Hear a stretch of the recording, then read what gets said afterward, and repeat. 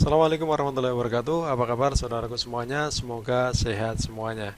Ketemu lagi dengan saya Nurholis. Di sini saya akan berbagi cara atau tutorial bagaimana mengoperasikan software MKT. Yang pada kali ini bagaimana cara membuat kode barang.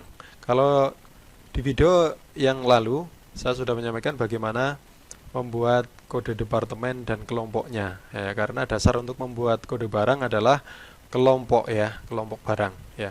Jadi kali ini kita sudah siap untuk membuat kode barang. Oke, kita langsung saja. Kita membuat kode barangnya adalah lewat master barang ya. Jadi membuat kode barang itu ada dua cara. Cara yang pertama adalah melalui master barang. Kemudian nanti cara yang kedua adalah melalui input pembelian. Tapi yang saya akan bahas kali ini adalah master barang. Ya, jadi master barang ini gunanya adalah untuk membuat kode barang, kemudian setting harga dan sebagainya, kemudian untuk bikin laporan-laporan dan juga untuk tracking barang. Ya, kita langsung aja buka di master barang ini. Oke. Nah, tampilannya itu seperti ini. Tampilannya seperti ini, kode, barcode, nama barang, harga pokok, harga jual, kemudian profitnya, kemudian ini on hand adalah stok akhir ya. Nah, kemudian di sebelah kanan ini, di panel sebelah kanan ini ada apa namanya? Ini bisa diklik-klik ya. Ini kalau ada harga volume ini akan kelihatan di sini, seperti misalnya ini. Coba mie. Nah, di sini sebelah kanan itu kalau di sini ada harga per tingkatnya, maka di sini akan kelihatan level berapa dapat harga berapa, minimal pembelian berapa dapat harga berapa. Nah, kemudian di sini juga menunjukkan bahwa barang ini suppliernya dari mana. Nah, mungkin pernah beli di Indomarko, pernah beli di luar misalnya gitu. Ya, jadi semuanya akan tampil di sini.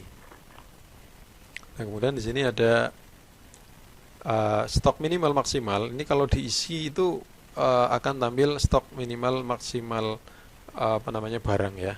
Jadi yang stoknya sudah minimal akan tampil, atau stoknya yang over juga akan tampil gitu. Jadi ini ada tombol-tombol seperti ini. Kemudian di sini juga bisa difilter stoknya berdasarkan stok minimal atau maksimalnya gitu ya. Nah, oke, seperti itu. Kemudian kita refresh lagi. Nah, di modul master barang ini ya juga ada kartu stok ya. Nah, sini untuk tracking barang itu bisa diklik kartu stoknya seperti ini. Nah, kapan beli, kapan jual, kapan beli, kapan jual, semuanya ada di sini. Ya. Kemudian ini juga bisa difilter-filter menggunakan ini tombol filter itu ya. Mau berdasarkan apa saja di sini ada ini. Berdasarkan kode supplier, berdasarkan kelompok, berdasarkan stok awal minimal, berdasarkan terserah, di sini ada semuanya. Nah, kemudian bagaimana cara bikin kode barangnya? Cukup mudah saja. Ini klik baru gitu aja, klik baru. Ya, kemudian barcode-nya kalau apa namanya? Ada barcode-nya, kita masukin barcode-nya di sini. Jadi biasanya pakai scanner langsung di scan. Ya. Ya, misalnya ini saya ngarang ya, tapi nanti kalau sungguhan itu di scan. Kemudian nama barangnya, kalau bikin nama barang begini, kalau misalnya itu barangnya dulu apa mereknya misalnya, tin ya, sampo misalnya mereknya dulu ya, kemudian sampo gitu misalnya ya, kemudian eh, misalnya baru variannya Hairval gitu ya, kemudian baru gramasinya misalnya 190 mili. Nah, seperti ini. Jadi bikin nama barang itu kalau bisa terstruktur ya, artinya jangan asal gitu ya, tapi misalnya mereknya dulu, kemudian kegunaannya untuk apa dulu ya. Ini Pantene apa? Pantene ada sampo, ada conditioner. Nah, ini yang mana? Pantene sampo apa conditioner gitu misalnya. Ya, baru variannya apa, kemudian yang terakhir gramasinya berapa mili misalnya gitu. Ya, kemudian setelah itu kita pilih kelompoknya. Ya, barang ini masuk kelompok mana? Nah, kelompoknya ini wajib kita isi karena ini dasar untuk program itu membuat kode barang secara otomatis. Nah, kalau nggak hafal gimana? Tekan minus, ya, min enter. Nah, jadi akan tampil seperti ini. Ya. Nah, kalau sudah ketemu barangnya yang mana, itu misalnya ini masuknya kosmetik atau perlengkapan mandi misalnya ini. Oke, di enter saja.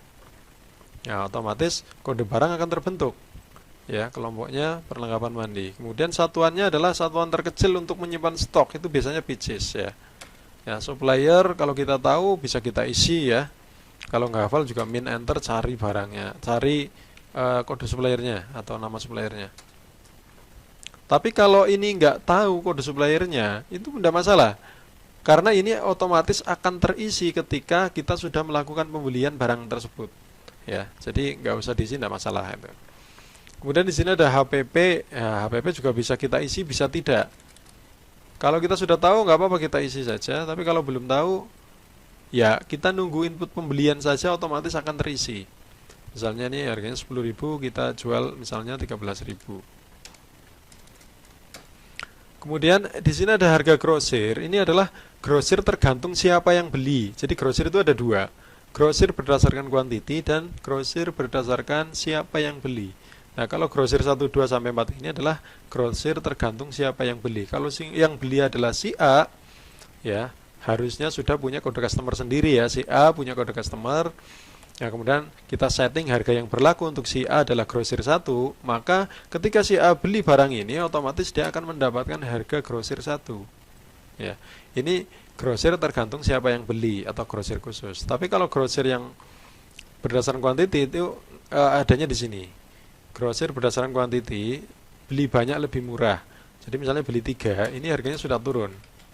Misalnya turun jadi 12.900. Kalau beli 6 misalnya menjadi 12.800. Nah, kalau belinya misalnya 12 atau satu lusin harganya 12.600 misalnya. Nah, seperti ini, harga bertingkat. Nah, kemudian di sini ada satuan pack juga ya. Ini ada satuan pack. Nah, ini juga bisa kita isi. Ya, kalau misalnya belinya ini satu karton misalnya 24 misalnya gitu ya. Saya nggak tahu barang ini isinya berapa, tapi satu karton misalnya isi 24. Kita bisa pilih satuan, tekan min enter ya. Kita pilih satuan yang isinya 24. Jadi karton yang isinya 24. Langsung kita jual harga karton. Misalnya satu karton kita ngambil 10.000 saja misalnya. Berarti jualnya adalah 250.000 karena harga pokoknya adalah 240.000. Oke. Seperti itu. Kemudian di sini ada satuan pack juga. Satuan pack 2 itu biasanya barang itu ada yang bijian, kemudian nanti ada satuan renceng, ada satuan kartonnya. Nah, ini bisa dimanfaatkan ada karton, ada renceng misalnya. Ya, oke. Setelah itu langsung kita bisa simpan di sini. Nah, ini juga nanti bisa penting ya, cetak label shelving atau tidak barang ini. Cetak label barang atau tidak. Kalau iya harus dicentang supaya nanti bisa di cetak label barangnya atau shelvingnya secara otomatis. Nah, kami biasanya menggunakan printer barcode sehingga bisa otomatis ketika ada kenaikan langsung cetak. Kemudian ini langsung aja disimpan. Nah, kemudian di sini ada open press. Nah, ini open press itu artinya apa? Barang-barang tertentu yang harganya tidak pasti misalnya gitu ya. Itu bisa dicentang open press karena harganya ketika transaksi akan ditanya lagi. Ini harganya berapa? Tuh, bisa langsung diketikkan mendadak ketika barang itu dipanggil di kasir. Ya. Ya, ini bisa juga untuk ketika jualan pulsa dan sebagainya, itu bisa saja satu kode untuk banyak harga pakainya open press ya. Atau untuk jualan barang-barang tertentu yang mungkin harganya sama, stoknya jadi satu, pakai aja open press misalnya. Nah, ini simpan saja. Oke, ini sudah jadi apa namanya? Kode barangnya seperti ini. Ya, seperti itu ya. Jadi sangat mudah untuk membuat kode barang di program MKT ini. Ya, kita baca aja mudah dipahami, insya Allah seperti itu. Seperti itu aja membuat kode barang. Kemudian laporan-laporan semuanya di sini ya. Jadi laporan stok barang itu semuanya ada di sini. Nah, kalau butuh laporan-laporan itu ya. Nah, kemudian sini nilainya adalah di paling terakhir. Ya, kalau laporan-laporan ini nanti bisa di custom ya. Artinya kalau belum sesuai dengan kebutuhan itu bisa di custom. Nah, kemudian menghapus barang, barang yang sudah pernah ada transaksinya itu tidak bisa dihapus. Ya, jadi nanti kalau barang sudah pernah ada transaksinya dihapus itu nanti akan merusak histori barang yang telah lalu ya. Artinya barang ini pernah pembelian, pernah penjualan gitu. Sehingga nanti kalau bisa dihapus beneran ya laporannya nanti pincang gitu ya. Nah, di sini bisanya barang yang sudah pernah melakukan transaksi bisanya adalah di discontinue ya. Jadi dirubah ini menjadi barangnya jadi non aktif. Nah, nanti seperti itu. Ketika barang ini non aktif atau discontinue, nah, berarti barang ini sudah tidak keluar lagi di kasir. Ya, nanti masuknya adalah di kolom discontinue. Di sini nanti masuk barang-barang yang discontinue.